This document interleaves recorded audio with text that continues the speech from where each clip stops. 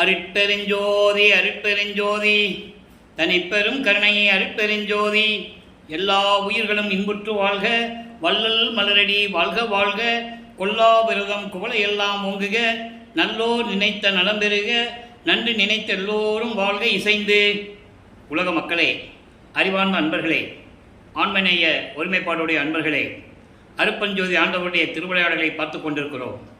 அருட்பெருஞ்சோதி ஆண்டவருடைய திருவிளையாடல் இந்த பிரபஞ்சம் தோன்றிய காலத்திலிருந்து எத்தனையோ திருவிளையாடல்கள் செய்திருந்தாலும் கூட கலியுகத்தினுடைய கடைசி திருவிளையாடல் 1823ஆம் ஆண்டு தொடங்கி 30/1/1874 இரவு 12 மணி வரையிலும் அருட்பெருஞ்சோதி ஆண்டவருடைய திருவிளையாடல் தொடர்ந்து கொண்டிருக்கிறது.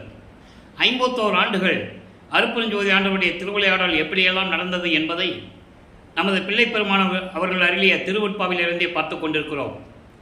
அருட்பெருஞ்சோதி திருவிளையாடல் கலியுகத்தினுடைய கடைசி கட்டத்தில் திருவிளையாடல் நடப்பதற்கு காரணம் என்ன என்பதையும் பார்த்து கொண்டிருக்கிறோம். இந்த பிரபஞ்சம் தோன்றிய காலத்திலிருந்தே தோன்றிய யுகங்கள் 4 யுகங்களிலுமே கிரேத யுகம், திரேத யுகம், துவார யுகம், கலியுகம், இந்த 4 யுகங்களிலுமே சமயங்களும் மார்க்கங்களும் அதன் பின் மதங்களும் தோன்றிவிட்டன. இந்த 4 யுகங்களுக்குமே ஆயுள் காலம் உண்டு. கிரேத யுகத்திலே கலங்க மார்க்கம், திரேத யுகத்திலே திராவக மார்க்கம், துவாபர யுகத்திலே நவநீத மார்க்கம், கலியுகத்திலே பஸ்ம மார்க்கம், இப்படி பல மார்க்கங்கள் உருவாகின. அதன் பிறகு தாச மார்க்கம், சர்புத்திர மார்க்கம், சக மார்க்கம், சமய மார்க்கம், இந்த சமயக்குறவர்கள் தோன்றிய காலத்தில் இந்த மார்க்கங்கள் தோன்றிவிட்டன. இந்த சமயங்களும் மார்க்கங்களும் தோன்றிய காலகட்டங்களின் கடைசி கட்டத்தில் மதங்கள் தோன்றிவிட்டன. சமணம், புத்தம், கிறிஸ்துவம், இஸ்லாமியம், இந்து மதம், இப்படி மதங்களும் தோன்றிவிட்டன. இப்போ இந்த 4 யுகங்களிலுமே தோன்றிய 4 யுகங்களுக்கும் ஆயுள் காலம் முடிஞ்சிருச்சு. கலியுகம் 1900 ஆண்டுகளிலே முடிந்து விட்டது என்பதை நமது இறைவன் பிள்ளை பெருமான் அவர்கள் தெளிவாக அருளியிருக்கிறார்கள். அப்போ இந்த யுகங்களிலே தோன்றிய எல்லா நிகழ்வுகளும் மறைந்து விட்டன. அதே போன்று சமயங்களும் மதங்களும் மார்க்கங்களுடைய நிலைகளும் மறைந்து விட்டன. மக்களுக்கு அது தெரியாது, யாரிடமும் அதை மக்களிடம் எடுத்து கூறவில்லை. அப்போ இதெல்லாம் போன பிறகு, இந்த 4 யுகங்கள் போன பிறகு உலக மக்கள் கண்டு ஒரு யுகம் பிறந்து விட்டது. அதான் சதுர யுகம், ஒளி யுகம் என்று கூறுவார் வல்லற்பமானவர்கள். அப்போ இந்த யுகத்திலே இருக்கின்ற மக்களுக்கு ஒரு ஆன்மீக மார்க்கம் வேண்டும். அந்த ஆன்மீக மார்க்கம் சமரசமாக இருக்க வேண்டும், எல்லாரும் ஏற்றுக்கொள்ளும்படியாக இருக்க வேண்டும்.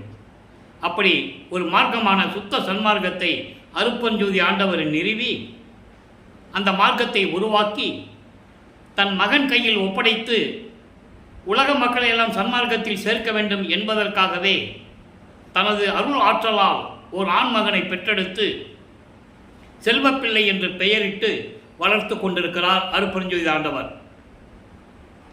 அப்படிப்பட்ட மகனை ஒரு தாயின் வழியாக இந்த பூலோகத்திற்கு வருவிக்க செய்தார் அருட்பெருஞ்சோதி ஆண்டவர். நமது பிள்ளை பெருமானவர்கள் வருவிக்க உற்ற இடம் சிதம்பரம் அருகிலே இருக்கின்ற மருதூர் என்ற ஒரு கிராமத்திலே வசித்து கொண்டிருந்த ராமையா பிள்ளை சின்னைமையர் அவர்களினுடைய இல்லற வாழ்க்கையில் வருவிக்க உற்றார். வருவிக்க உற்றார் என்பது இறைவனால் வருவிக்க உற்ற இறைவனின் மகன். அப்படிப்பட்ட நமது பிள்ளை பெருமான் அவர்கள் ஒரு தாயின் வழியாக தெளிவாக கூறியிருப்பார்கள். உபசாரத்தால் பெற்ற தாய் என்பால் ஒருத்தியின் நான் கருவறையிலே இருக்கும்போது இறைவனுடைய திருவிளையாடல் எப்படியெல்லாம் நடந்தது என்பதை கூறியிருப்பார். அதனுடைய ஒரு சுருக்கம், தாயின் கருவறையிலே பிண்ட வடிவத்திலே பௌதிக வடிவத்திலே இருக்கும்போது கருவறை இருட்டாக இருக்கிறதே என்று தந்தையிடம் அருட்பெருஞ்சோதி ஆண்டவரிடம் கூறும்போது அருட்பெருஞ்சோதி ஆண்டவர் ஒளிகாட்டியதையும், அதன் பிறகு பசிக்கிறதே தந்தையை என்று கூறும்போது அருட்பெருஞ்சோதி ஆண்டவர் அருள் அமுதம் ஊட்டியதையும், உடம்பு புழுக்கமாக இருக்கிறதே காற்று இல்லையே என்று கூறும்போது, மூச்சு திணறலாக இருக்கிறது என்று கூறும்போது தன் மகனுக்கு அமுத காற்று வீசியதையும், எப்படியெல்லாம் அந்த தாயின் கருவறையிலே அருட்பெருஞ்சோதி ஆண்டவர் திருவிளையாடல் செய்தார் என்பதை தெளிவாக நமக்கு அருளியிருக்கிறார் பிள்ளை பெருமானவர்கள். அந்த விளக்கங்களை எல்லாம் பார்த்து விட்டோம்.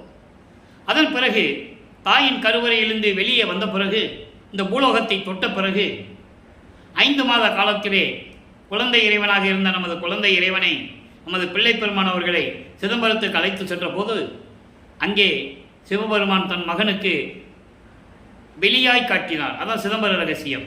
எந்த விதமான உருவமும் இல்லாமல் வெளியாக காட்டியதை திருவெட்பாவிலே நாம் பார்த்துவிட்டோம். தில்லை ஜலத்திடையே திரை தூக்க தரிசித்த போது மெய்வகை மேல் காட்டாதே எந்தனக்கே வெளியாய் காட்டிய மெய்புறவா மெய்ப்பொருளை என்று கூறுவார். அதே போல ஒரு தாயின் கருவறையில் இருக்கும்போது அந்த கருவறையில் இருந்த நிலையை கூறுவார். அதெல்லாம் நீங்கள் புரிஞ்சுக்கணும். மகாதேவ மலையிலே கூறியிருக்கிறார், ஆறாம் திருமுறையிலும் கூறியிருக்கிறார். ஒரு தாயின் கருவறையில் இருக்கும்போது எப்படியெல்லாம் அந்த தத்துவ சேட்டைகளையும் பிண்ட துரிசிகளும் எப்படியெல்லாம் தன்னை துன்புறுத்தின, அந்த துன்பத்திலிருந்து எப்படியெல்லாம் நீ காப்பாற்றினாய் என்றெல்லாம் கூறுவார். அற்புதமான பாடலுடைய விளக்கங்களை எல்லாம் பார்த்து விட்டோம். அப்படிப்பட்ட இறைவன், நமது குழந்தை இறைவன், இந்த 51 ஆண்டுகளையும், அதாவது அருட்பெருஞ்சாண்டவர் 1823ஆம் ஆண்டு தொடங்கிய திருவிளையாடல் 1874 ஆண்டுகள் வரை நடக்கிறது. இந்த 51 ஆண்டுகளையும் 8 ஆண்டுகளாக பிரித்து தனது மகனுக்கு எப்படி அருளை கொடுத்து கொண்டிருக்கிறார் என்பதையும், எப்படியெல்லாம் திருவிளையாடல் நடந்தது என்பதையும் திருவெட்பாவிலிருந்தே நாம் பார்த்து கொண்டிருக்கிறோம். வல்லப்பெருமான்கள் வருவிக்க உற்று முதல் 8 ஆண்டுகளில் எந்த விதமான அருளையும் இறைவன் கொடுக்கவில்லை. இவரை கொண்டு போய் உலகியல்ல பள்ளிக்கூடத்தில் கொண்டு போய் சேர்க்கிறாங்க. இவரை சாதாரண ஒரு குழந்தை என்று நினைத்து கொண்டிருக்கிறார்கள். அதான் உண்மை. எல்லாரும் உலகியல குழந்தை பிறக்கிறாங்க, எல்லா குழந்தைக்குள்ள இவரையும் நினைக்கிறாங்க. அதனால் ஒரு பள்ளிக்கூடத்தில் போய் சேர்க்குறாங்க. படிக்க முடியல, அவரால் படிப்பதற்கு மனம் இல்லை. யாரையும் ஆசிரியராக ஏற்றுக்கொள்ள மனம் இல்லை, யாரையும் குருவாக ஏற்றுக்கொள்ள மனம் இல்லை அவருக்கு. இயற்கையாகவே அவரது மனநிலை அப்படி இருந்து கொண்டிருக்கிறது. இறைவன் திருவிளையாடல் செய்து கொண்டிருக்கிறார். நல்லா புரிஞ்சுக்கணும் நீங்கள். அப்போ அந்த 8 ஆண்டுகள் வரைக்கும் ஒன்றுமே நடக்கலை. 2வது 8, அதாவது 9வது ஆண்டிலிருந்து 16 ஆண்டுகளுக்குள் அந்த 8 ஆண்டுகளில் என்ன நடந்தது என்பதை பார்த்து கொண்டிருக்கிறோம். 9வது ஆண்டு தொடக்கத்தில் இறைவன் அவர் முன் தோன்றி, என்னால் வருவிக்க உற்றவன் என்னுடைய மகன், நீ உனக்கு ஞானத்தை கொடுக்கிறேன், பெற்றுக்கொள். மற்ற காரியங்கள் எல்லாம் முன்பருவம் பின்பருவம் காட்டி உனக்கு அருள் செய்வேன் என்று கூறி மறைந்து விடுகிறார். அதன் பிறகு நமது பிள்ளை பெருமானவர்களுக்கு இறைவனால் வருவிக்க உற்ற மகன் என்ற நிலை மட்டும் தெரியும். சுத்த சன்மார்க்கத்தை பற்றியோ அருட்பெருஞ்சோதி ஆண்டவரை பற்றியோ தெரியாது. இறைவனால் வருவிக்க உற்ற மகன் என்ற நிலை மட்டும் தெரியும்.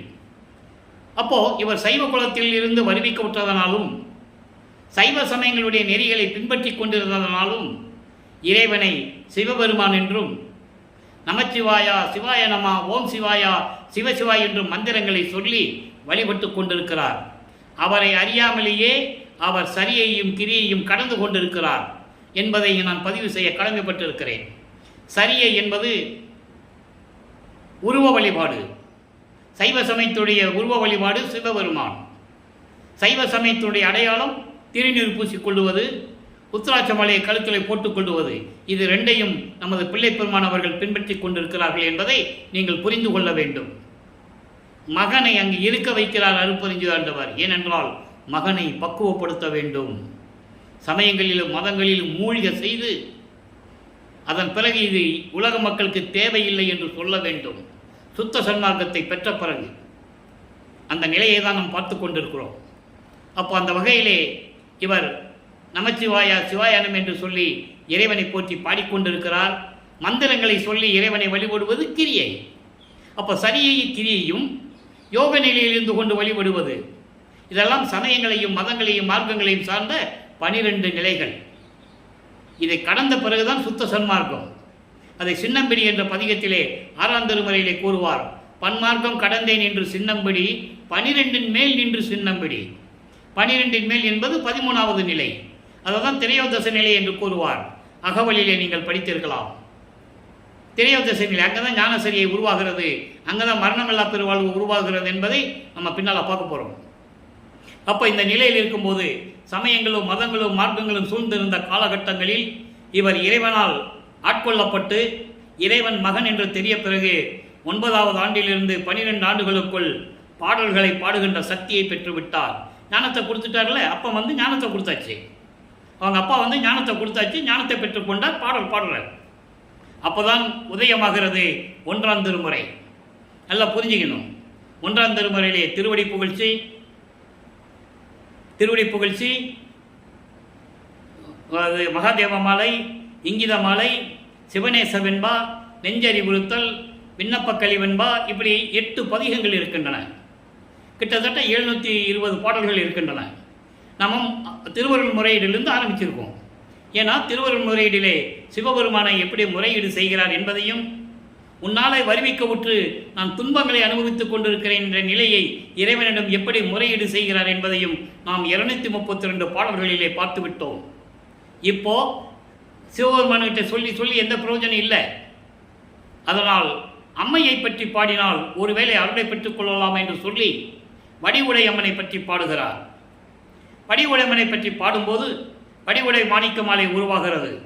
அங்கே 100 பாடல்களை பாடியிருக்கிறார்கள். அதை நம்ம பார்த்து கொண்டிருக்கிறோம்.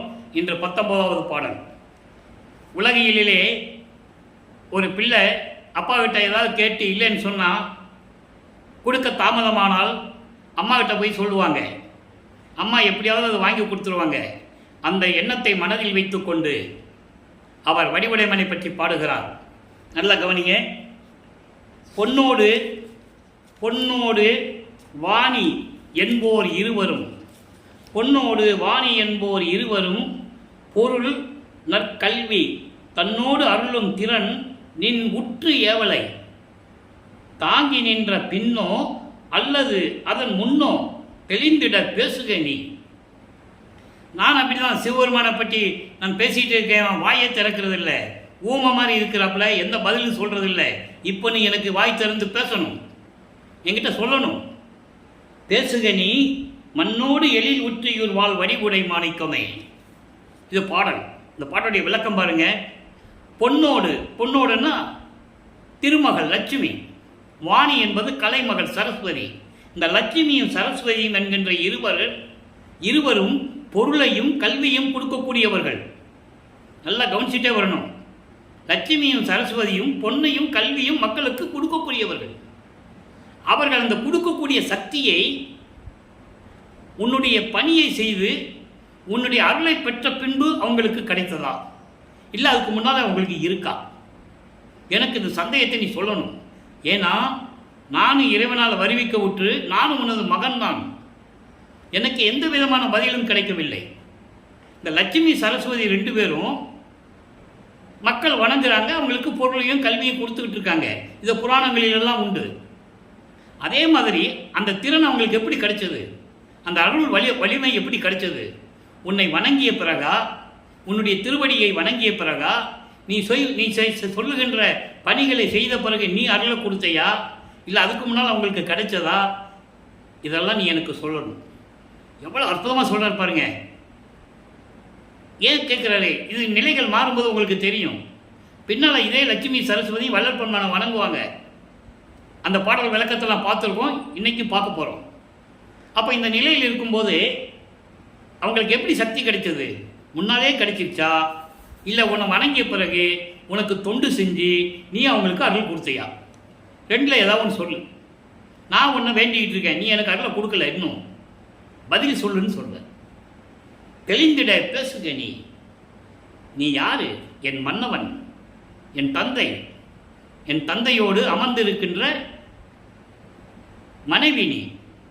மண்ணோடு எழில் உற்றியூர் வாழ் வடிவுடை மாணிக்கமே.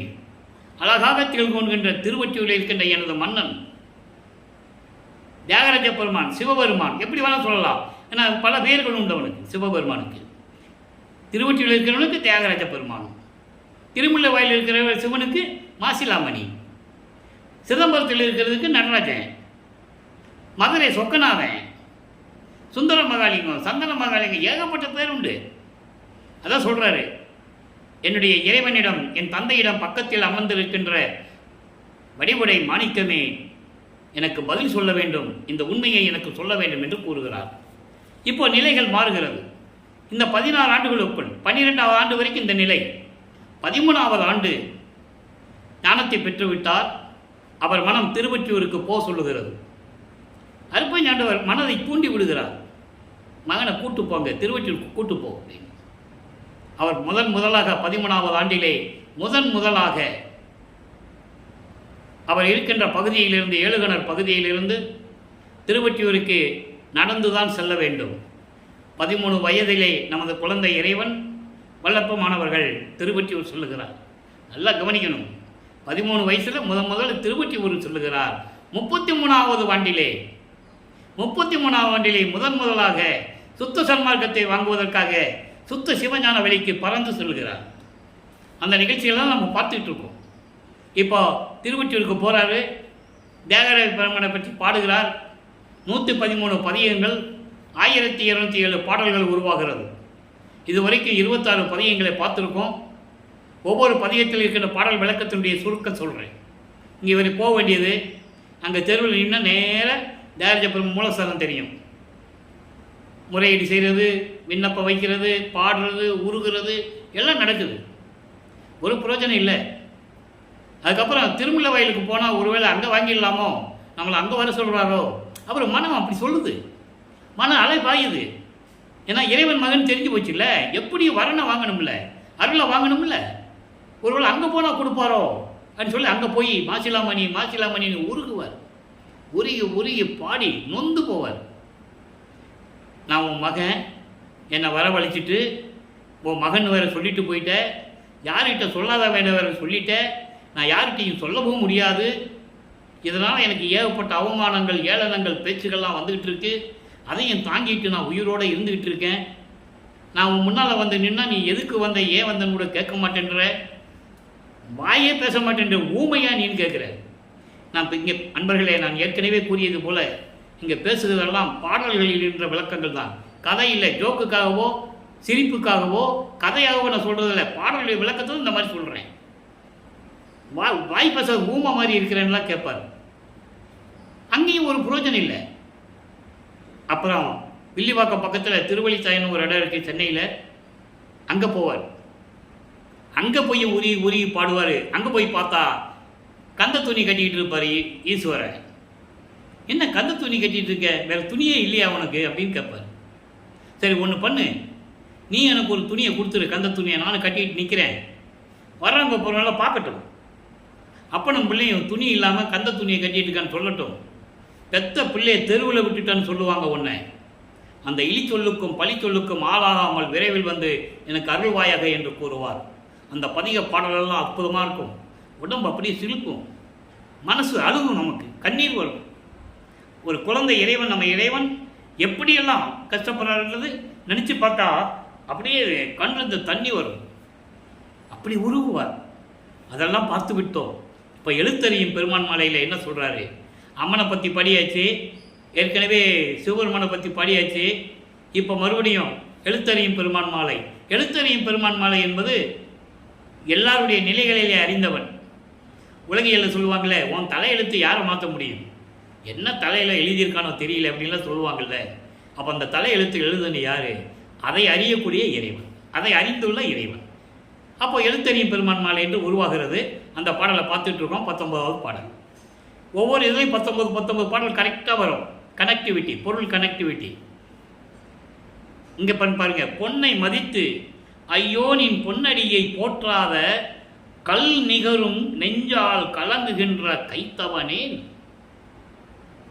இன்னல் உலர்கின்ற ஏழைகளுக்கும் ஏழை கண்டாய், என்னை விடாதே எழுத்தறியும் பெருமானே. அதாவது நான் பொருள்களை மதித்து, செல்வங்களை மதித்து உன்னுடைய திருவடியை வணங்காமல் கல் நெஞ்சத்தோடு, கல்லுக்கு நிகரான மனத்தோடு, அதாவது இரக்கம் இல்லாத, தயவு இல்லாத, கருணை இல்லாத மனத்தோடு கலங்குகின்ற இந்த எளியவன் கைப்பிள்ளை, நீ வருவிக்க செய்துவிட்டு சென்று விட்டாய், நான் கைப்பிள்ளை, எடுப்பார் கைப்பிள்ளையாக இருந்து கொண்டிருக்கிறேன் என்று ஒரு பாடலிலே சொல்லுவார். கைத்தவனே இன்னல் உழல்கின்ற ஏழைகளுக்கும் ஏழை, உலகிலே நீ வருவிக்க செய்துவிட்டு சென்று விட்டாய். இந்த உலக மக்கள் எப்படியெல்லாம் துன்பப்படுகிறார்களோ, இந்த ஏழைகள், ஏழை மக்கள் எப்படியெல்லாம் துன்பப்படுகிறார்களோ, வறிய நிலையில் இருந்து கொண்டு எப்படியெல்லாம் கஷ்டப்படுகிறார்களோ, அதைவிட கீழ்நிலையில் இருந்து கொண்டு நான் கஷ்டப்படுகிறேன், என்னை கைவிட்டு விடாதே அதான் சொல்கிறாரு, என்னை விடாதே, என்னை கைவிட்டு விடாதே, என் ஐயனே, என் அப்பனே, எழுத்தறியும் பெருமானே என்று கூறுகிறார். ஆக வல்லப்பெருமான் அவர்கள் இந்த பூலோகத்திற்கு ஒரு தாயின் வழியாக வருவிக்க உற்று 16 ஆண்டுகள் வரையிலும் எந்த விதமான அருளை பெற முடியாமல் தெரு தெருவாக இங்கே திருவொற்றியூர் போக வேண்டியது, திருமலைவாயில் போக வேண்டியது, இப்படியே அலைந்து கொண்டிருக்கிறார். காலையில் எந்திரிச்சு வீட்டை விட்டு போயிடுவார், எல்லோரும் தூங்கின பிறகு வருவார். இவர் சாப்பிட்டாரா, எங்கே இருக்கிறாருன்னு இங்கே இருக்கிறவங்க கவலைப்படுவாங்கல்ல, உலகில் இருக்கிறவங்க கவலைப்படுவாங்கல்ல. ராமலிங்கம் எங்கே போனானோ தெரியல, ராமலிங்கம் எங்கே போனானோ தெரியல, சாப்பிட்டானோ சாப்பிடலையோ தெரியல, கவலைப்பட தானே செய்வாங்க. ஏன்னால் வரிவுக்கு உற்ற இதனால் ஏற்பட்ட சொந்தங்கள். வல்லப்பெருமானுக்கு சொந்தம் என்று எதுவும் இல்லை, அதை நீங்கள் புரிஞ்சுக்கணும்.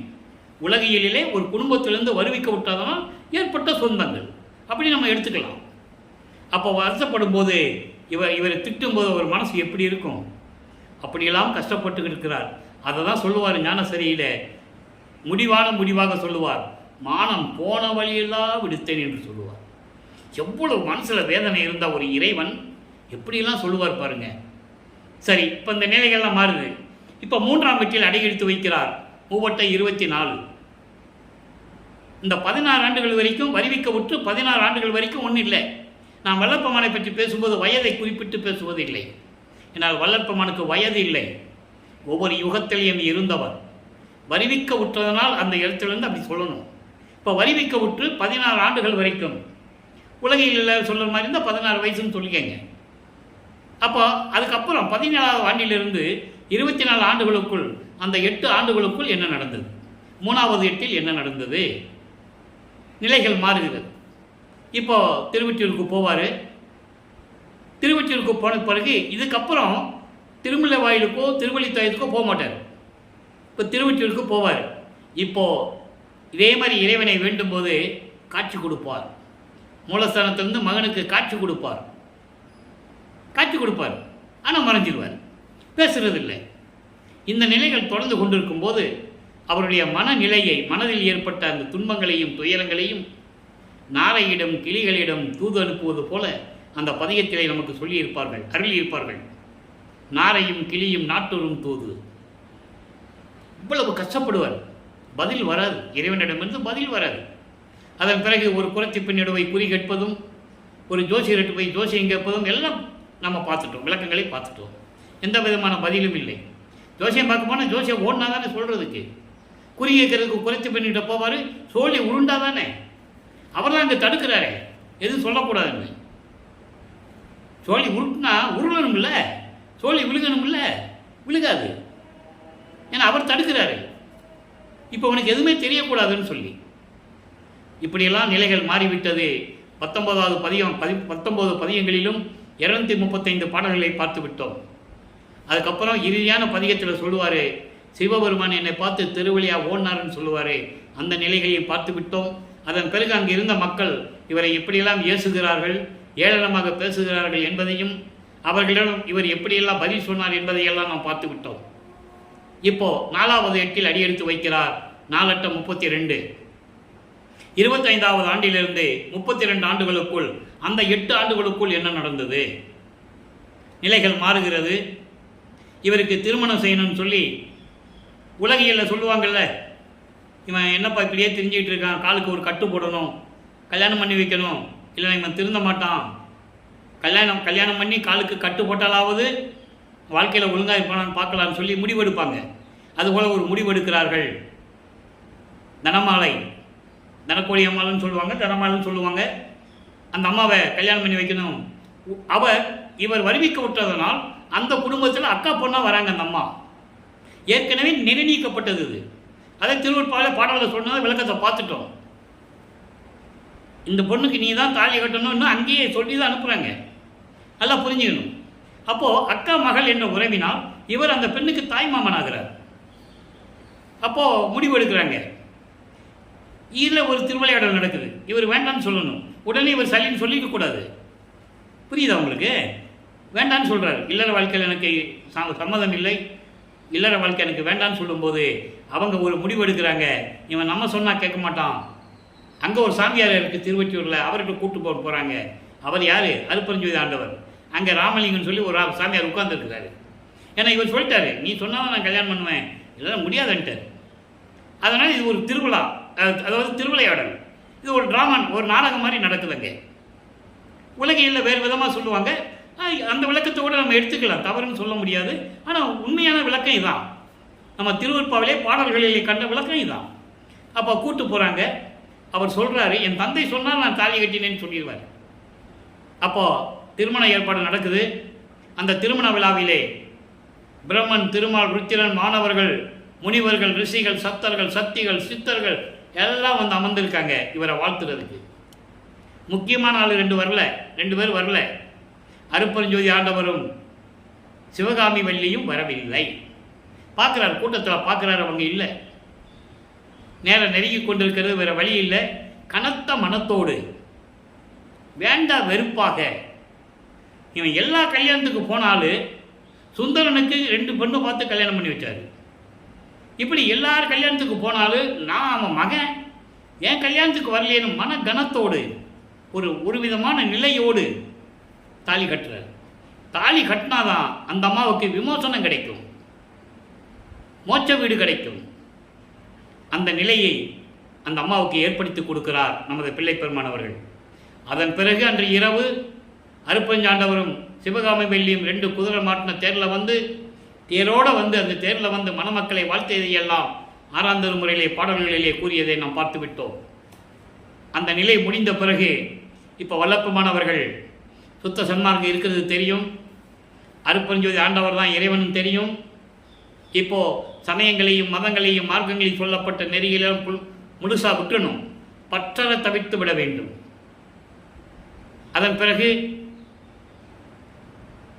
சமயங்களில் கூறப்பட்ட மதங்களிலும் கூறப்பட்ட அடையாளங்களை ஒழிக்க வேண்டும், திருநீர் பூசுவதை நிறுத்த வேண்டும், உத்தராட்ச மாலை தூக்கி வெளியே எரிஞ்சிடணும், வெள்ளாடை அணிந்து முக்காடு போடணும்.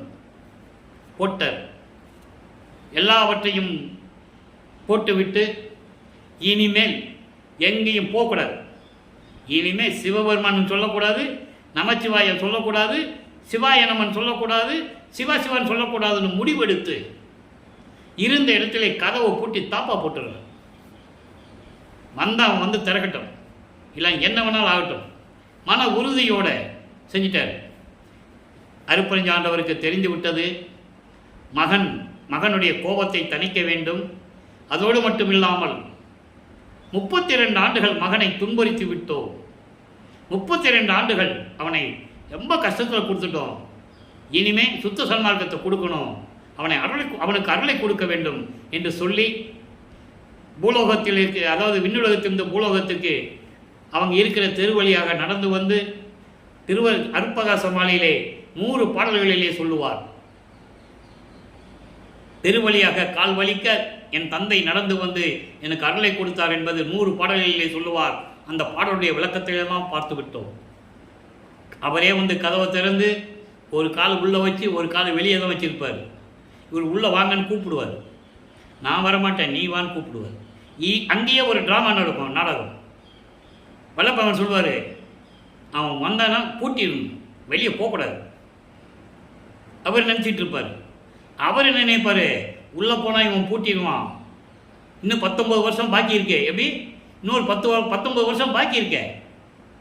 அதனால் அவர் தெரியும், அவருக்கு இவங்கிட்ட லாக் ஆகக்கூடாதுன்னு சொல்லி வெளியே நிற்பார். மகனை கூப்பிட்டு கொஞ்சி குலாவி அணைச்சி ஒவ்வொரு அருளாக கொடுத்துக்கிட்டு இருப்பார். என்னென்ன அருள் என்பதை நம்ம ஏற்கனவே விளக்கத்தை பார்த்து விட்டோம். அதனுடைய சுருக்கமாக சொல்கிறேன். முதல்ல ஏமசித்தியை வாங்கினார், அப்புறம் தத்துவ வெற்றி, தத்துவ சித்தி, கண்டம் விட்டு கண்டம் போகிறது, அந்தங்களை கடந்து போகிறது, நொடி பொழுதில் நினைச்சா போதாங்க நிற்பார். அந்த சக்தியெல்லாம் வாங்கி கொண்டு எல்லாரையும் பெற்றுக்கொண்டார். சுத்த சன்மார்க்கத்தை வாங்கணும், சாகா கல்வியை சொல்லிக் கொடுக்கணும். இது 2 இங்கே பண்ண முடியாது, பூலோகத்தில் பண்ண முடியாது. மகனை அங்கே தான் கூட்டு போகணும், அதுக்காக பறக்கிற சக்தியை கொடுக்கணும். எல்லாத்தையும் கொடுத்துட்டார். இப்போது 33வது ஆண்டிலிருந்து 40 ஆண்டுகளுக்குள் என்ன நடந்தது என்பதையும் பார்த்து விட்டோம். அந்த 8 ஆண்டுகளில் என்ன நடந்தது, சுத்த சன்மார்க்கத்தை வாங்குவதற்காக எப்படி 13வது ஆண்டில் திருவொற்றியூருக்கு போனாரோ அதே போல் 33வது ஆண்டில் சுத்த சன்மார்க்கத்தை வாங்குவதற்காக அன்னைக்கு நடந்து போனார். திருவொற்றியூருக்கும் சரி, திருமுல்லை வயலுக்கும் சரி, திருவள்ளித்தாய்க்கு போன எங்கே போனால் நடந்து தான் போவார். 33வது ஆண்டில் பறக்கிற சக்தியை பெற்றுக்கொண்டால் நினைத்த இடத்தில் நொடிப்பொழுதில் பறந்து போவார்.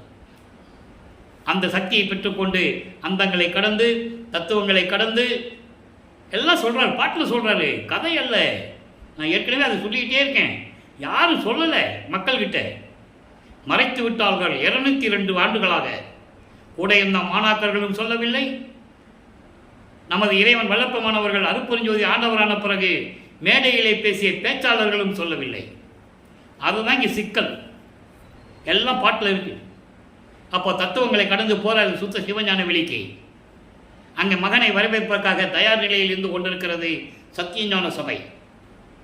இங்கே வடலூரில் சத்தியஞான சபை எப்படி, அங்கே சத்தியஞான சபை எப்படி இருக்கோ அதே போலவங்க கட்டினது அவர்.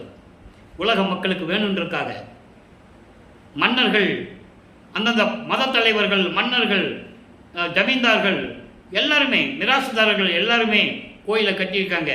எல்லாமே மனிதர்களால் கட்டப்பட்டது. இந்த பிரபஞ்சத்திலேயே இறைவனால் கட்டப்பட்ட ஒரே இடம் வடலூரில் இருக்கின்ற சத்தியஞான சபை என்பதை இங்கே நான் பதிவு செய்ய கடமைப்பட்டிருக்கிறேன். சத்தியஞான சபை வாங்குறதுக்கு முதல்ல அங்கே சத்தியஞான சபைக்கு முதல்ல போகிறார். அப்போ தான் வர சொல்லிட்டார்ல, போய்கிட்டே இருக்கிறார். அப்படியே பறந்து போயிட்டே இருக்கிறார். சத்தியஞான சபை சுத்த சிவஞான வெளியை சேர்ந்தாச்சு. பரவெளி, பரம்பரவெளி, பராபரவெளி, இந்த 3 வெளிகளை தாண்டும் போது இவருக்கு முத்தேகம்.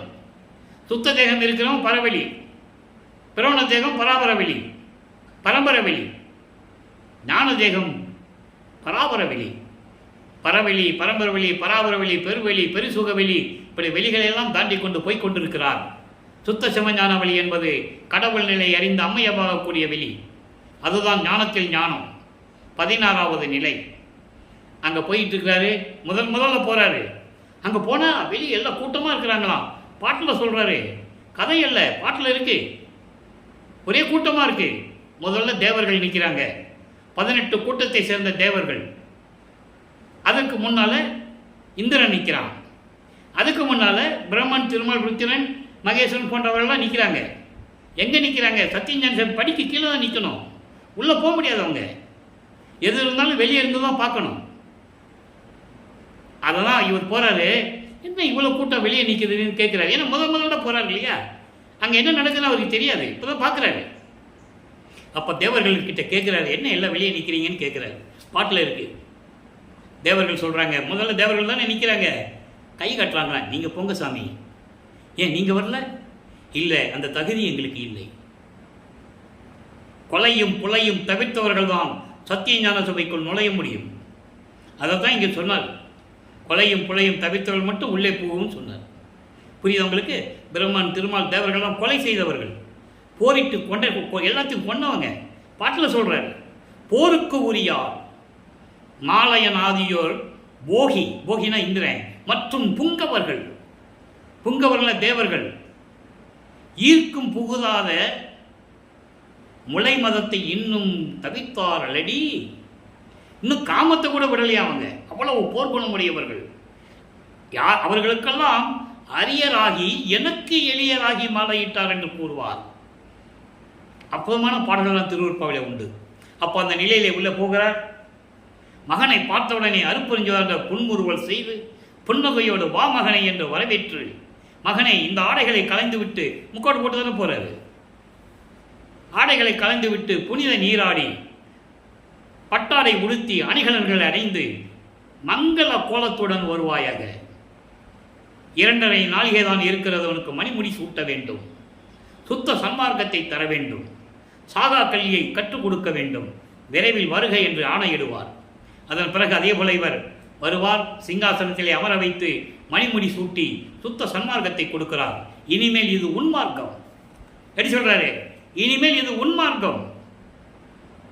அதான் சொல்வார், என் மார்க்கம் என்று சொல்லுவார் பாடலிலே. புரியுதா உங்களுக்கு? அவர் அப்பா சொல்றாரு, இனிமேல் இது உன்மார்க்கம். அதனால தான் அவர் என் மார்க்கம் என்று சொன்னார். அதை இன்னைக்கு நம்ம பார்க்க போறோம், விளக்கத்தை பார்க்க போறோம். நல்லா புரிஞ்சுக்கணும். அப்போ கொடுத்துட்டு சாகா கல்வியை கற்றுக் கொடுக்கிறார். இதை மாணவர்களும் தேவர்களும் எல்லாம் வெளியே இருந்து பார்க்குறாங்க.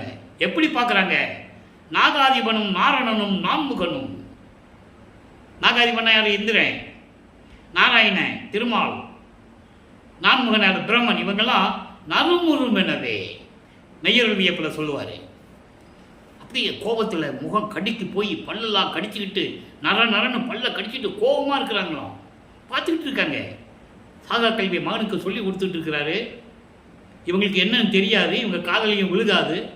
ஆனால் பார்த்துக்கிட்டு இருக்காங்க.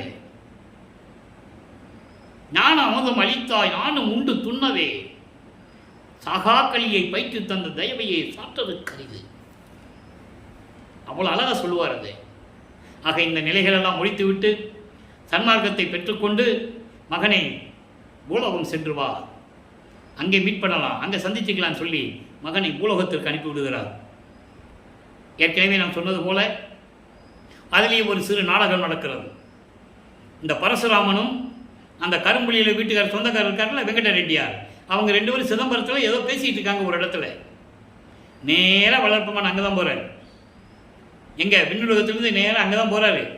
ஏன்னா அங்கே போனால் தான் பரசுராமன் இவர்கிட்ட சொல்லணும், உலகியல் செய்தி வரணும், இல்லை உலகியல் நடக்க மாதிரியே நடக்கணும்.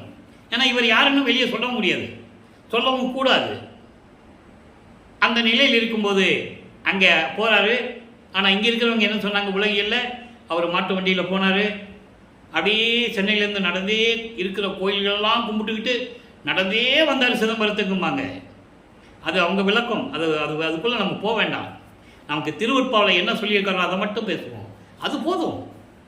அப்போது அவர் பரசுராமன் இவன் என் தம்பி தான், பேர் ராமலிங்கம், ஊர் சுற்றிக்கிட்டு இருந்தான்.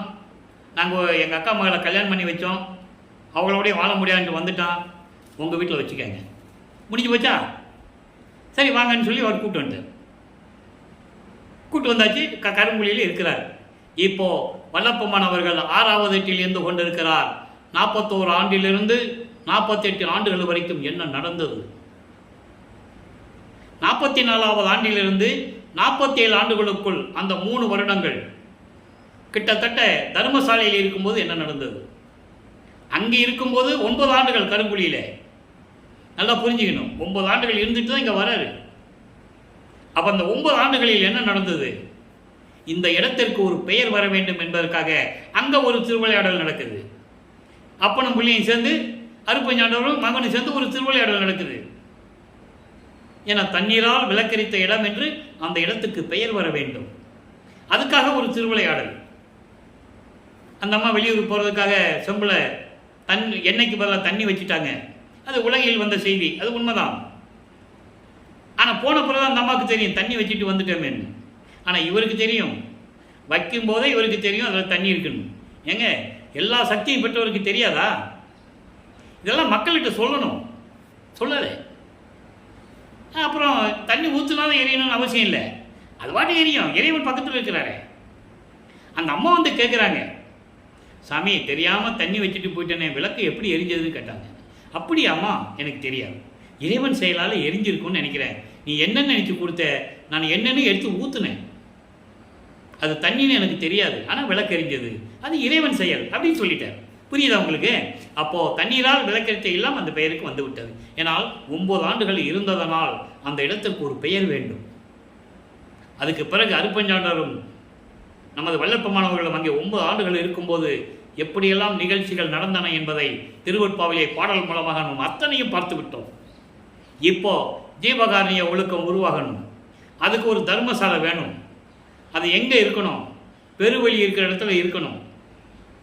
அவங்களே முடிவு பண்ணுறாங்க, அப்பனும் மகன் சேர்ந்து முடிவு பண்ணுறாங்க, முதல்ல தர்மசாலை அமைப்போம், அதுக்கப்புறம் அந்த வெளியை பிடிச்சிக்கலாம், ஒன்றும் பிரச்சனை இல்லை அப்படின்னு சொல்லி மகன்கிட்ட சொல்லி, மகனை பார்வதி மக்கள்கிட்ட போய் பேசு போ. அவர் வந்து பேசுகிறாரு, கொடுத்துட்றாங்க. அப்போது 23/5/1867 ஆண்டு அன்றைய ஒரே நாளிலே தர்மசாலையை நிறுவி அணை அடுப்பை மூட்டி உணவை சமைத்து பசியோடு வருகின்றவர்களுக்கு பசியாற்றிக் கொண்டிருக்கிறார் வல்லப்பெருமானவர்கள். ஜீவகாரணிய ஒழுக்கம் உருவாகிறது. பசி, பிணி, தாகம், இச்சை, எளிமை, பயம், கொலை 7 பிரிவுகளாக இன்னும் நிறைய இருக்கிறது. ஆண்டவன் வெளிக்கொண்டு வரவில்லை. சுத்த சன்மார்க்க காலத்தில் விளங்கும் என்று கூறிவிட்டார். அவர் கூறியது 7 பிரிவுகள். அதை மட்டும் தான் நம்ம பார்க்கணும். அதை நம்ம பின்னால் பார்க்க போகிறோம். என்னைக்கு தர்மசாலை விட்டு கிளம்பி மேட்டுக்குப்பம் அப்பனும் மகனும் போகிறாங்களோ அன்னைக்கு ஜீவகாருண்ய ஒழுக்கம் உங்களுக்கு கிடைச்சிடும், நான் கொடுத்துருவேன். அப்போ இந்த நிலையில் இருக்கும்போது பசியாற்றி கொண்டிருக்கிறார். அதற்கிடையிலே நிறைய விஷயங்கள் நடக்கிறது. சங்கராச்சாரியார் வந்தது, சமஸ்கிருதம் தான் தாய்மொழி என்று கூற, இருந்துட்டு போட்டுமே, தமிழ் வேணால் தந்தை மொழி இருந்துட்டு போட்டுமே என்று சொல்ல, பிறகு அற்புதங்கள்லாம் அங்கே நடந்தது. ஒரு சின்ன பையனை 12 மொழியில் பேச வச்சது. இதெல்லாம் பார்த்தோன்னே சங்கராச்சாரியர் சரண்டர் ஆகிட்டார். வல்லப்பம் பண்ணிட்டு சரண்டர். இப்படியெல்லாம் நிகழ்வுகள் நடந்துகிட்டு இருக்கும்போது திடீரென்று 1869ஆம் ஆண்டு ஆறுமுக நாவலர் என்ற ஒரு புலவர் தலைமையிலே எல்லாரும் சேர்ந்து மதவாதிகள், சமயவாதிகள், மார்க்கவாதிகள், ஜாதிகள் மீது பற்று கொண்டவர்கள், இவர்கள் எல்லாம் ஒன்று சேர்ந்துட்டாங்க. சேர்ந்து திருவருட்பாவை எப்படி மடைக்கணும், வெளியே வரக்கூடாது அப்படின்னு சொல்லி வழக்கு பதிவு செய்கிறார்கள். வழக்கினுடைய சாராம்சம் என்னவென்றால், வடலூரிலே ராமலிங்கம் பிள்ளை என்பவர் ஒருவர் அங்கே இருந்து கொண்டு திருவருட்பா என்ற பாடல்களை இயற்றிக்கொண்டு அதற்கு திருமுறைகள் என்று பெயரிட்டுக் கொண்டிருக்கிறார். அதை ஏற்றுக்கொள்ள முடியாது. சாதிகளையும் மதங்களையும் மார்க்கங்களையும் எல்லாவற்றையுமே சாடிக்கொண்டிருக்கிறார், குற்றம் சொல்லிக் கொண்டிருக்கிறார். அது எங்களுக்கு ஏற்புடையாக இல்லை. நாங்கள் சமயங்களையும் மதங்களையும் மார்க்கங்களையும் ஜாதிகளையும் பற்று கொண்டுள்ளவர்கள். நாங்கள் அதை அழிக்க முடியாது. அவர் அதை அழிக்க நினைக்கிறார். எனவே அதோடு மட்டுமல்ல, அவர் எந்த கல்லூரியிலும் சென்று புலமை பட்டம் பெறவில்லை, இலக்கணம் இலக்கியங்கள் எல்லாம் கற்றுக்கொள்ளவில்லை. அப்படிப்பட்டவர் எப்படி சரியாக பாடல்களை எழுத முடியும் என்று சொல்லி வழக்கு தொடர்ந்து விட்டார்கள். கடலூரிலே மஞ்சக்குப்பம் என்ற இடத்திலே இருக்கின்ற நீதிமன்றத்திலே வழக்கு தொடர்ந்து விட்டார்கள். வழக்கு விசாரணைக்கு வருகிறது. நமது இறைவன் பிள்ளை பெருமான் அவர்கள் அங்கே சொல்லுகிறார், மாட்டு வண்டியில் போகலை, நடந்து போகலை, அதற்கான ஆதாரங்கள் திருவருட்பாவில உண்டு. எப்படி அங்கே ஆறுமுக நாவலர் ராமலிங்கம் வரல, தீர்ப்பு நம்ம பக்கம் தான் வரும்னு ரொம்ப சந்தோஷமாக இருந்துகிட்டு இருக்காங்க எல்லாரும். இந்த நிகழ்வு மாணாக்கர் என்று சொல்லப்பட்ட வேலாயுதம் அவர்களுக்கும் கந்தசாமி அவர்களுக்கும் தெரியும். நல்லா புரிஞ்சுக்கணும். நீங்கள் அவங்க கோர்ட்டுக்கு போனாங்களா, இல்லை ஆறுமுக நாவலர்கிட்ட போய் சமாதானம் பேசினாங்களா? அந்த காலகட்டத்தில் சமகாலத்தில் இருந்தவர்கள் யார்? வேலாயுதம் அவர்களும் ஆறுமுக நாவலரும். புரியுதா உங்களுக்கு? இதை ஏன் சொல்கிறேன்னு சூட்சமத்தை நீங்கள் புரிஞ்சுக்கணும். எல்லாருமே சமயங்களையும் மதங்களையும் மார்க்கங்களையும் ஜாதிகளையும் பற்று கொண்டிருந்தவர்கள். இதை நான் தைரியமாக வெளிநாடுகளையும் பேசியிருக்கேன், நான் பேசுகிற எல்லா இடத்துலையும் பேசியிருக்கேன். அதனால் திருப்பி என்னை கூப்பிட மாட்டாங்க பேசுகிறதுக்கு. கடைசி வரைக்கும் சுத்த சன்மார்க்கம் இருக்கிறது தெரியும், சுத்த சன்மார்க்க நெறிகள் தெரியும். ஆனால் கடைசி வரைக்கும் ஜாதிகளை பெயர்களை போட்டுக் கொண்டிருந்தார்கள். வேலாயுதம் முதலியார், செட்டியார், ஐயர், இப்படியெல்லாம் அவங்கவுங்க பேர் பின்னால் ஜாதிகளை போட்டிருந்தாங்க. கடைசி வரைக்கும் நீக்கல. அவங்க நான் குறை சொல்வதற்காகவோ எதற்காக பேசவில்லை, நிலையை கூறுகிறேன். உண்மையான நிலையை உலக மக்களுக்கு தெரியப்படுத்த வேண்டும். அதனால் தான் கூறிக்கொண்டிருக்கிறேன். அப்போ இவங்கெல்லாம் போய் கோர்ட்டுக்கும் போகலை, எந்த விதமான சமாதானத்துக்கும் போகலை. அப்போது கோர்ட்டில் விசாரணைக்கு வந்துருச்சு. நமது பிள்ளை பெருமானவர்கள் கோர்ட்டில் கூப்பிடுவாங்கல்ல, 3 தடவை கூப்பிடுவாங்க பேர் வச்சு. ராமலிங்க பிள்ளை ராமலிங்க பிள்ளை ராமலிங்க பிள்ளை கூப்பிடும்போது டக்குன்னு நிற்கிறார். அங்கே எழுந்தருள்கிறார். திடீர்னு அங்கே எழுந்திருக்கிறாரு, எழுந்தருளுகிறார். பார்க்குறாங்க, என்ன இப்படி திடீர்னு வந்துட்டான் ராமலிங்கம்? வாய்ப்பே இல்லையே. அவரை கடைசி வரைக்கும் மனிதனாகவே சித்தரித்தார்கள். அதுதானே உண்மை. அப்போது திடீர்னு போன உடனே இவங்களுக்கு ஒரே ஆச்சரியம், எப்படி திடீர்னு வந்தார்? அப்போது நீதிபதி கேட்குறார். இவர் நீதிபதிக்கு காட்சி கொடுக்குறார். வல்லப்பெருமானவர்கள் நீதிபதிக்கு தெரிஞ்சு போச்சு, இறைவனே வந்துட்டாருன்னு தெரிஞ்சு போச்சு. அப்போது விசாரணை நடக்கிறது. நீங்கள் எப்படி இந்த பாடல்களை எழுதினீர்கள், இலக்கணம் இலக்கியம் கற்றுக்கொள்ளாமல் என்று நீதிபதி கேட்க, எனக்கு அதெல்லாம் தேவையில்லை, இறைவன் சொன்னான்னு எழுதினேன், முடிஞ்சு போச்சு. இறைவன் சொன்னால் நான் எழுதினேன். இதுமாதிரி ஏற்கனவே காட்சி கொடுத்துட்டாரா? இதெல்லாம் விளக்கங்களை, சூட்சமான விளக்கங்களை மக்கள்கிட்ட யாரும் சொல்லலை. இப்போது உதாரணத்துக்கு சொல்லணும்னா, நான் ஏற்கனவே கூறியது போல் திருவருட்பாவை பற்றி பேசும்போது வேறு நூல்களை பற்றியோ வேறு எதை பற்றியோ நான் பேசுவதில்லை. ஆனால் சில இடங்களில் உதாரணங்களை கூற வேண்டியிருக்கிறது.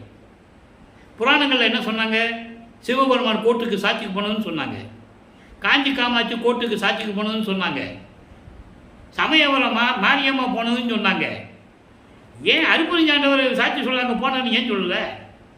சொல்லியிருக்கணும்ல, ஏன் சொல்லலை?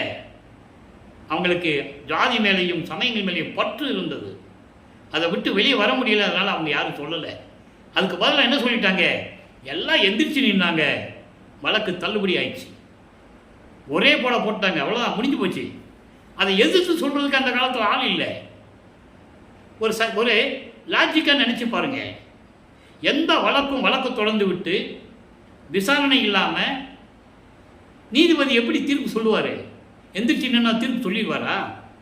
வாதியும் பிரதிவாதியும் இருக்கிறாங்க, வாதி உட்கார்ந்துட்டு இருக்காரு, பிரதிவாதி கோர்ட்டுக்குள்ளே வராரு, எல்லாம் எந்திரிச்சு நின்னா வழக்கு தள்ளுபடி ஆகுமா? எப்படி ஆகும்? ஆகாது. அப்போ இந்த நிலைகளெல்லாம் மறைத்து விட்டார்கள். ஆனால் உண்மையை மறைக்க முடியாது, இறைவனுடைய அருளை யாரும் மறைக்க முடியாது. அப்போ நீதிபதி சொல்றாரு, திருவற்பா இறைவனால் அருளப்பட்டது, திருவற்பா பாடல்கள் உலக மக்களுக்கு ஏற்றது, சமயங்களும் மதங்களும் மார்க்கங்களும் இல்லாத ஒரு நூல், இதை மறுப்பா என்று அறிவிக்க முடியாது, இந்த வழக்கை தள்ளுபடி செய்கிறேன் சொல்லிட்டார். அவ்வளோதான், முடிஞ்சு போச்சு. உடனே அந்த தீர்ப்பை வெற்றிகரமாக பெற்றுக்கொண்டால் நமது இறைவன் தர்மசாலைக்கு வந்து விடுகிறார். அவர் நடந்தெல்லாம் வரவில்லை, நினைச்சாங்க இருந்து டக்குனுக்கு வந்துடுவார். வந்துட்டார். எல்லாம் ஆச்சரியப்படுறாங்க. இப்போ தான் இருந்தார், எங்கே போயிட்டு வராரு? இப்போ தான் இங்கே இருந்தார், அங்கே இருந்தார், எங்கே போனார்? கோர்ட்டுக்கு எப்படி போயிருப்பார்? அப்போ கூட இவரை இறைவன் என்று அவங்க கருதவில்லை. ஏதோ வராரு போகிறாரு, ஏதோ செய்கிறார், அவ்வளோதான், முடிஞ்சு போச்சு. அவர் மேலே யாருமே நம்பிக்கை வைக்கவில்லை. கூட இருந்தவரும் சரி, மாணவர்களும் சரி, யாருமே அவர் மேலே நம்பிக்கையை வைக்கல. அதனால தான் அவங்களால வேறு நிலைக்கு போக முடியல. அப்போது அந்த நிலையில் இருக்கும்போது, தர்மசாலையில் இருக்கும்போது என்ன நடந்தது என்பதை நாம் பார்த்து கொண்டிருக்கிறோம். இப்போ வல்லப்பமானவர்கள் வருவிக்க விட்டு 48 ஆண்டுகளுக்குள் இருந்து கொண்டிருக்கிறார். இன்னைக்கு கொஞ்ச நாள் தான் இங்கே இருப்பார், அதுக்கப்புறம் மேட்டுக்குப்பம் போயிடுவார். இப்போ நம்ம அதை தான் பார்த்துக்கிட்டு இருக்கோம். உத்தரஞான சிதம்பரம் மாலை உருவாகிறது. அதில் இருக்கிற பாடல்கள்லாம் அற்புதமாக இருக்கும். இந்த இடத்துடைய சிறப்பு, ஜீவகாரிய ஒழுக்கம் உருவானது, இங்கே தான் சத்தியஞான சபை வரப்போகுது, மக்களெல்லாம் இப்படி தான் இங்கே இருப்பாங்க, இறைவன் சுத்த சன்மார்க்கம் இருக்கணும் தான் அருளை கொடுப்பாரு, வேறு யாருக்கு அருள் கிடையாது. அந்த விளக்கங்கள்லாம் நம்ம உத்தரஞான சிதம்பரம் மாலையில் பார்த்துட்டோம். இப்போது நடராஜபதி மாலை, ஏன் நடராஜபதி மாலையை சர்க்குரி மனைவில் நமக்கு கொடுத்தாருன்னா, சமயங்களையும் மதங்களையும் மார்க்கங்களையும் சார்ந்திருந்த போது எப்படியெல்லாம் சிவபெருமானை பற்றி சொன்னாரோ அதெல்லாம் விட்டுட்டு வந்த பிறகு, அருட்பெருஞ்சோதி ஆண்டவர் தான் இறைவன் என்று சொன்ன பிறகு நடராஜபதி மாலை உருவாகிறது. நடராஜபதி மாலை என்பது நான் ஏற்கனவே சொல்லியிருக்கேன், உடனே சிதம்பரத்தில் இருக்கிற நடராஜனை நினைச்சிடக்கூடாது. அது வேறு, இது வேறு. அது சமயங்களையும் மதங்களையும் மார்க்கங்களையும் சார்ந்த கர்மசித்தன், சைவ சமயத்தின் அடையாளம். அது இங்கே நடராஜபதி மாலை என்பது சுத்த சன்மார்க்கம், அருட்பெருஞ்சோதி ஆண்டவர், எதையும் சாராத மார்க்கத்தின் தலைவன், அவன் சமயத்தின் தலைவன், இது சுத்த சன்மார்க்கத்தின் தலைவன் என்பதை நான் பதிவு செய்ய கடமைப்பட்டிருக்கிறேன். அடுத்து பாருங்க, நடராஜபதி மாலையில் 19வது பாடல், வடிவுடை மாணிக்க மாலை 19வது பாடலை பார்த்தோம். 2ஆம் திருமுறையில் எழுத்தறியும் பெருமான் மாலை 19வது பாடலை பார்த்தோம். இப்போ நடராஜ மாலையில் 19வது பாடல் எப்படி இருக்கு பாருங்க. வரவு செலவு அற்ற பூரணகார சுக வாழ்க்கை முதலாம் எனக்கு வாய்த்த பொருளே. வரி வரியாக சொல்கிறேன்.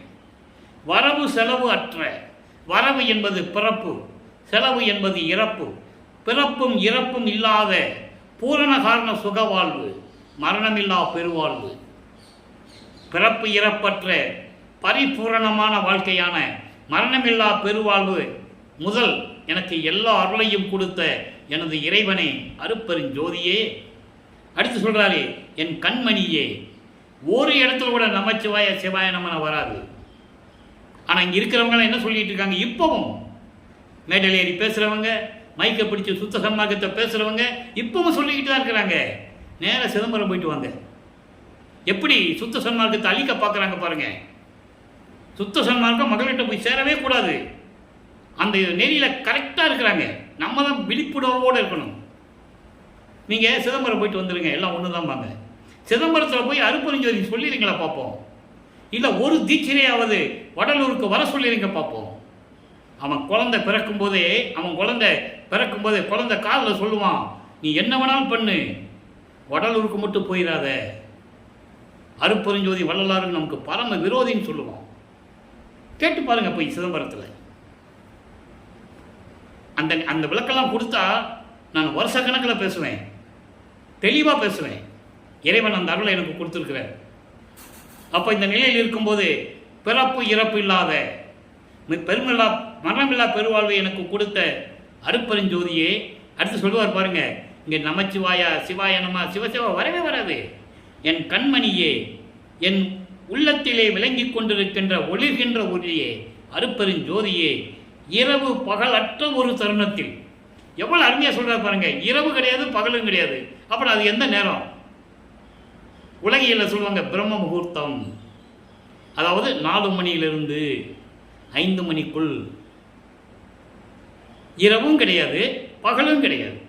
அப்படிப்பட்ட நேரத்தில், அந்த உற்ற நேரத்தில் உற்ற பேரின்பமே, பேரின்பமான இறைவனே.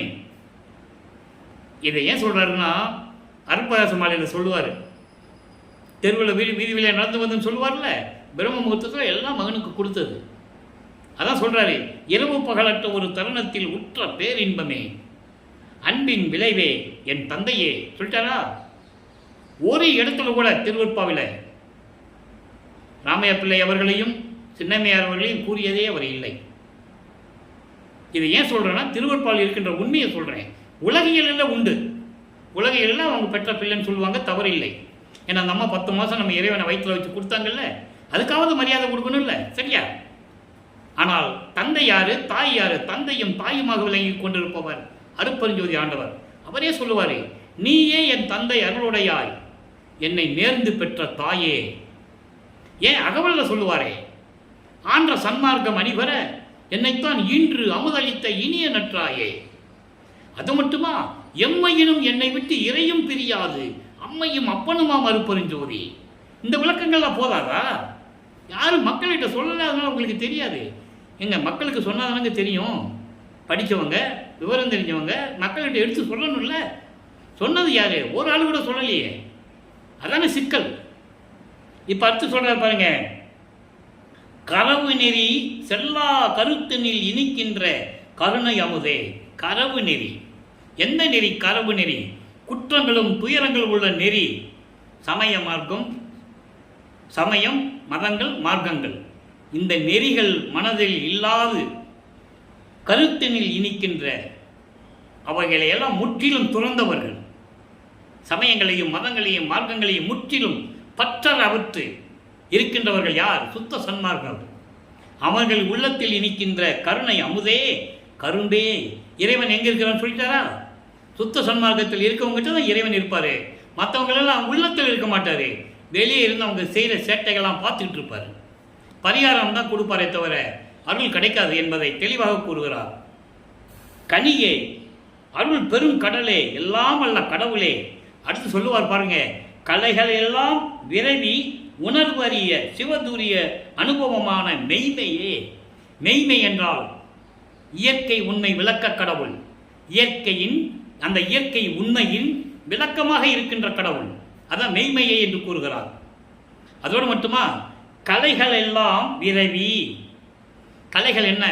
வேதங்கள், ஆகமங்கள், புராணங்கள், சாஸ்திரங்கள் எல்லாருமே அவரை வணங்குறாங்க. வணங்கியும் உணர்வறியா, அவங்க உணர முடியல. மகாதேவமலையிலே சொல்லுவார், அதை அற்புதமாக சொல்லுவார். ஏன் எத்தனை பாடல்களை சொல்லுவார் தெரியுமா? இந்த வேதங்களும் முனிவர்களும் ரிஷிகளும் ஆகமங்களும் எப்படியெல்லாம் இறைவனை பார்க்க முடியவில்லை என்று கூறுவார். கற்பங்கள் பல கோடி செல்ல தீய கனலிடு ஊசி மேல் காலை ஊன்றி நிற்பவருக்கு ஒலித்து. கீழே நெருப்பு மூட்டி மேலே ஊசி பலகையை போட்டு ஒத்த கல்ல நிற்கிறானா இறைவனை பார்க்கறதுக்கு. பொற்புற மெய் உணவின்றி உறக்கமின்றி. பொற்புற மெய்யின்னா இந்த பொன்னான உடம்பு. இந்த பொன்னான உடம்பை உணவின்றி உறக்கமின்றி வருத்தி எலும்பெல்லாம் எழுந்து புலம்பட ஐம்பொறியும் ஓம்பி நிற்பவருக்கு ஒலித்து. இவங்கெல்லாம் யார் இறைவனை பார்க்க முடியல என்றார். அதான் இங்கே சொல்றாரு, கலைகள் எல்லாம் விரைவி. விரைவி என்றால் வணங்கி, எல்லாம் ஒன்றா சேர்ந்து வணங்குறாங்க, அப்பவும் இறைவனை பார்க்க முடியல. அப்படிப்பட்ட இறைவனே, சன்மார்க்க மான் விஞ்ஞான நிலை என்ற விஞ்ஞான கலர் உள்மேவும் நடராஜபதியே. விஞ்ஞான கலர் என்பது இயற்கையாக இருக்கின்ற ஆணவம். இயற்கையின் விளக்கத்தோடு இயற்கையின் உண்மையில் இருக்கின்ற அந்த ஆணவ மலம், இயற்கை மலம் பொருந்திய இறைவன் என்று கூறுகிறார். அப்படிப்பட்ட நிலையில் இருக்கும்போது நடராஜபதி யார்? அருட்பெருஞ்சோதி ஆண்டவர். இப்போ சர்க்குரு மணி மாலை பாருங்க, அற்புதமாக இருக்கும் பாடல்கள் எல்லாம். இதெல்லாம் எங்கே நடந்துகிட்டு இருக்கு? தர்மசாலையில் இருக்கும்போது நடக்குது. மேட்டுக்குப்பத்தில் சித்தி உலகத்தில் இருக்கிறது. நான் ஏற்கனவே சொல்லியிருக்கேன், சன்மார்க்க கொடி கட்டணும், அதை உலக மக்களுக்கு தெரிவிக்கணும். அந்த சன்மார்க்க கொடியில் இவருடைய நிலையை சொல்லணும். சமயங்கள் வெறிகள் எப்படி, சமய புலிகள் சாக்கடைகள் எப்படி சொல்கிறாருன்னு சொல்லணும். இதெல்லாம் அங்கே சொல்லுவார், ஞானசரியில் சொல்லுவார். அதெல்லாம் நம்ம பின்னால் பார்க்க போகிறோம். ஞானசரி நிலுவையில் இருக்கிறது 28 பாடல்கள், கொடிப்பாட்டு, பேரு உபதேசம், இதெல்லாம் நம்ம பின்னால் சொல்ல போகிறோம். இப்போ இதை மட்டும் பார்ப்போம். நன்மார்க்கத்தவர் உளம் நன்னிய வரமே. நன்மார்க்கம் எது? சுத்த சன்மார்க்கம் தலைவர்களின் உள்ளங்களில் பொருந்தி இருக்கக்கூடிய அருட்பெருஞ்சோதியே. நடுவழி நடுநின்று நடம் செய்யும் பரமே. நடுவெளி என்னது? நடுவெளி என்னது? சுத்த சிவஞான வெளி. சுத்த சிவஞான வெளியிலே அமர்ந்து கொண்டு சத்தியஞான சபையிலே திருவிளையாடல் செய்து கொண்டிருக்கின்ற இறைவனே. துன்மார்க்கவாதிகள் பிறருக்கு அருநிலையே. சுத்த சிவானந்த புத்தமது ஓப்பே. துன்மார்க்கன் சொல்லிட்டாரா? சமயங்களையும் மதங்களையும் மார்க்கங்களையும் சார்ந்தவர்கள் துன்மார்க்கவாதிகள் என்று சொல்லுகிறார்.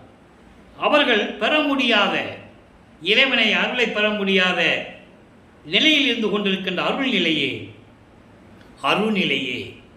அருள் என்பது உருவமாக இருப்பார், அருவமாக இருப்பார். அதான் சொல்கிறார் அருள்நிலையே. அருள்நிலை என்ன? யாரும் பார்க்க முடியாத இறைவன். உருவமாக இருந்தால் தானே பார்க்க முடியும். அப்போ துன்மார்க்கவாதிகள் பார்க்க முடியாது. சுத்த சிவானந்த புத்தமுது. சுத்த சிவானந்த புத்தமுது சுத்த சன்மார்க்கம். சுத்த சன்மார்க்கம் பெற்று மகிழ்வோடு இருக்கின்ற இறைவனே மகிழ்வே என்று சொல்லுகிறார். அடுத்து பாருங்க, என் மார்க்கம் சொல்லிட்டாரா? அங்கே என்ன சொன்னார்? சுத்த சிவஞான வழியில, மகனே சுத்த சன்மார்க்கத்தை நிறுவியது நான் தான், ஆனால் இனிமேல் அது உன் மார்க்கம் என்று அங்கே கூறுவார். இங்கே சொல்றார் பாருங்க, என் மார்க்கம். இதை தான் நான் முதலே உங்கள்கிட்ட சொன்னேன். இப்போ என் மார்க்கம் சொல்லிட்டாரா? அப்புறம் மார்க்கம் என்ன? சுத்த சன்மார்க்கம். அவங்க அப்பா சொல்லிட்டாரு, இனிமேல் இது உன் மார்க்கம் தான், நீ நினைத்தபடி விளையாடுக என்று சொல்லுவார். அற்புதமான பாடல்களாக இருக்குது நண்பர்களே. என் மார்க்கம் எனக்கு அளித்து சொல்லிட்டாரா? இது ஏன் இது உன் மார்க்கம் என்று சொல்லிக் கொடுக்கும்போது, என் மார்க்கம் என்று அளித்து, இது உன் மார்க்கம் மகனே என்று எனக்கு அளித்து என்னையும் மேல் ஏற்றி சமயங்களிலும் மதங்களிலும் இந்த முக்கிய தடைகளாகிய இவற்றையெல்லாம் நீக்கி கடவுள் நிலைக்கு என்னை ஏற்றி இரவா நலம் ஈந்த மெய்ப்பொருளே, மரணமில்லா பெருவாழ்வு எனக்கு அருளிய உண்மையான இயற்கை உண்மை கடவுள் அருட்பெருஞ்சோதியே, சன்மார்க்க சங்கத்தோர் தழுவிய பதியே. எவ்வளவு அற்புதமா சொல்ற பாருங்க. சுத்த சன்மார்க்கத்தை சேர்ந்தவர்கள் வணங்கக்கூடிய அருட்பெருஞ்சோதி ஆண்டவரே தனி நடராஜன் சொல்லிட்டாரா? என்ன சொன்னாரு? தனி நடராஜன். ஏன் சொன்னாரு? இவங்க எப்பயுமே உலக மக்களை ஏமாத்திக்கிட்டு இருப்பாங்க.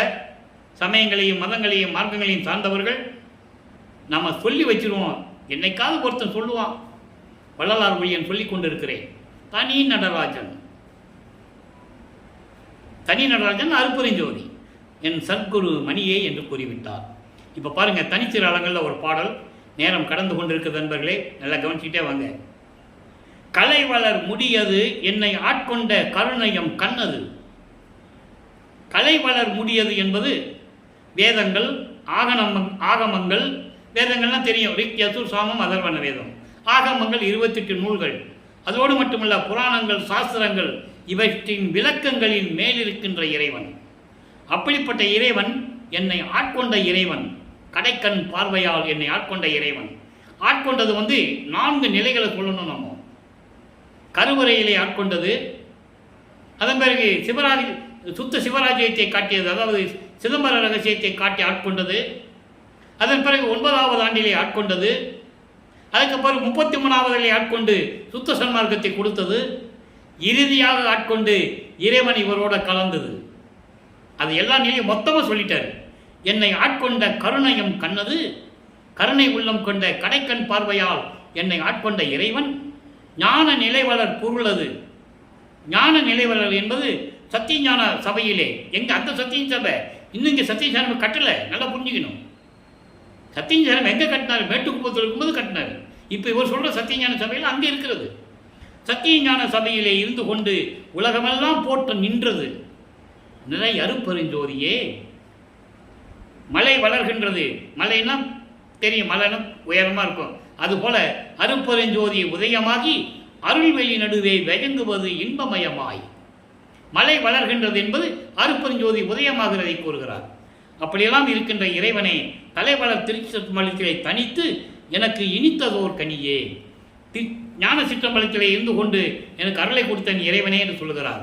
இறுதியாக ஒரே ஒரு விளக்கம் நண்பர்களே. அனுபவ மாலையிலே 19வது பாடல் நல்லா கவனிக்கணும். பாடலை சொல்லிட்டு விளக்கம் சுருக்கம்தான். மணவாளர் வருகின்ற தருணம் இது மடவாய் தன்னை மனைவியாகவும் இறைவனை கணவனாகவும் வர்ணித்து தோழியிடம் சொல்லுவது போல உலக மக்களுக்கு சொல்லுகிறார். மணவாளர் வருகின்ற தருணம் இது மடவாய் மாளிகையின் வாயிலெல்லாம் வளம்பெற நீ புனைக குணவாளர் அணையும் மலரனை அகத்தை நானே குலவுமணி விளக்கத்தால் அலங்கரிக்கப் புகுவேன் தனவாத சுகம் தரும் என் தனி கணவர் வரிலோ சற்று மயல் வாதனைகள் உற்றிடுதல். ஆகா, அனவாத மனத்தவரை புறப்பணிக்கை விடுக அன்புடையார்களுக்கு இடுக அகப்பணிக்கை.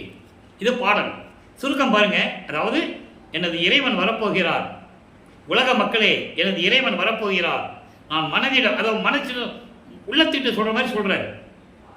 இந்த மாதிரி வரப்போகிறாரு, நீ என்ன பண்ணுற? நீ போய் அந்த இடத்தை அலங்கரிக்கணும். அலங்கரிக்கணும் என்னது? சமயங்களையும் மதங்களையும் மார்க்கங்களையும் தொடச்சிடணும். மனசில் இருக்கிற அழுக்க தொடச்சிடணும். தொடச்சிட்டு அவர் இருக்கிற அந்த இடத்த நான் மட்டும் போய் பண்ணிக்கிறேன். ஏன்னா உள்ளத்தில் இருக்க போகிறாரு, அந்த இடத்த நான் பார்த்துக்கிறேன். நீ என்ன பண்ணுற? வெளியில் மற்ற என்ன வேலை இருக்கோ அதை பாரு. அப்போது சுத்த சன்மார்க்கத்தை சேர்ந்தவங்களுக்கு மட்டும் அந்த பணியை கொடு, மீதியவங்களுக்கெல்லாம் வெளியில் என்ன வேலை செய்கிறாங்களோ அந்த பணியை கொடுத்து. அதான் சொல்கிறாரு, தனவாத மனத்தவரை. தனவாதன சுத்த சன்மார்க்கத்தை சேர்ந்தாரவர்களை புறப்பணிக்கை விடுத்து வெளியில் அவங்க என்ன வேணாலும் செஞ்சுக்கிட்டோம். ஆனால் சுத்த சன்மார்க்கத்தை சேர்ந்தவர்களுக்கு தான் அகப்பணியை கொடுக்க வேண்டும். அப்போ சுத்த சன்மார்க்கத்தை சேர்ந்தவர்களுடைய உள்ளத்தில் தான் இறைவன் இருப்பார் என்பதை இங்க உறுதிபட நமக்கு அருளி இருக்கிறார்கள் என்பதை நீங்கள் புரிந்து கொள்ள வேண்டும். சுத்த சன்மார்க்கத்தின் நிலையையும் இறைவனையும் இறைவனிடம் எப்படியெல்லாம் அருளை பெற்றார் என்பதையும் தெளிவாக நமக்கு கூறியிருக்கிறார்கள் அனுபவமாக. அதான் அனுபவ மாலை. அதை தன்னை மனைவியாகவும் இறைவனை கணவனாகவும் வர்ணனை செய்து உள்ளத்தை தோழியாக வர்ணனை செய்து உள்ளத்திடம் சொல்லுவது போல உலக மக்களுக்கு சொல்லுகிறார்.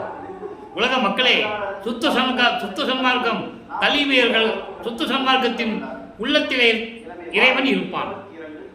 சமயங்களையும் மதங்களையும் மார்க்கங்களையும் சார்ந்த உள்ளத்தில் இறைவன் இருக்க மாட்டான். தெளிவா சொல்றேன். ஆக அன்பர்களே, சுத்த சன்மார்க்கத்தை தழுவி அருப்பெருஞ்சோதி அருப்பெருஞ்சோதி தனிப்பெருங்கனி அருப்பெருஞ்சோதி என்ற மகாமந்திரத்தை உச்சரித்து இறைவனுடைய செல்வங்களையும் அருள்களையும் எல்லாம் பெற்று நீங்கள் வையகத்திலே வாழ்வாங்கு வாழ வேண்டும், நோயற்ற வாழ்வில் வாழ வேண்டும் என்று வாழ்த்தி இறைவனுடைய தயவோடையும் கருணையோடையும் வாழ்த்தி இந்த வள்ளலார் மொழியன் விடைபெறுகிறேன். மீண்டும் நாளை சந்திப்போம். நன்றி, வணக்கம். அருப்பெருஞ்சோதி அருப்பெருஞ்சோதி தனிப்பெருங்கனை அருப்பெருஞ்சோதி. நாளையும் இறைவனுடைய திருவிளையாடல் தொடரும். கண்டு மகிழ்ந்து இறைவனுடைய அருளை பெற்றுக் கொள்ளுங்கள்.